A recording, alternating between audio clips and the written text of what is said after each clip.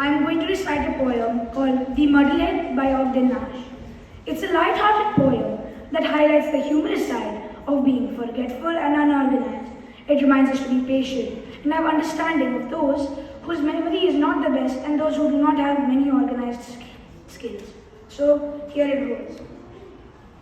I knew a man from Petrishki, as muddle-headed as could be.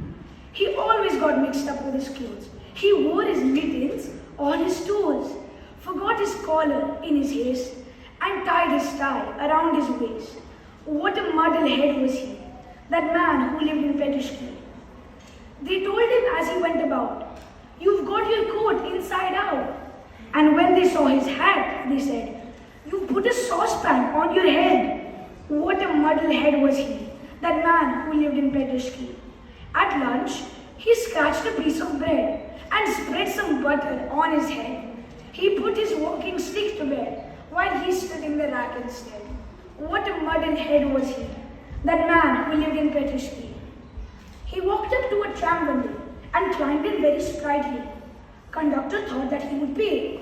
Instead, he said politely, "Pardon your begging, Mr. Conductor. I'm off on a week's vacation. I'll stop you to beg your cramwaiter as soon as it reaches the station." Conductor got a fright and didn't sleep that night. What a muddle-head was he, that man who lived in Petrishki. He rushed into the first cafe. "A railway ticket, please, one way."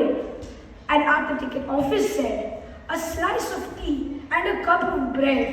What a muddle-head was he, that man who lived in Petrishki. He passed the man collecting the fares and entered a carriage awaiting repairs that stood in a siding all by itself. With half of his luggage he put on his shelf, and with half on the floor, and with his coat on his lap, he settled himself for a bit of a nap. All at a sudden he lifted his head. "I must have been asleep," he said. "Hey, what stop is this?" he cried. "Petrishki," a voice replied. "I seem to know this station too. Is it Nalchik or is it Baku? Tell me what it's called," he cried. "Petrishki," a voice replied.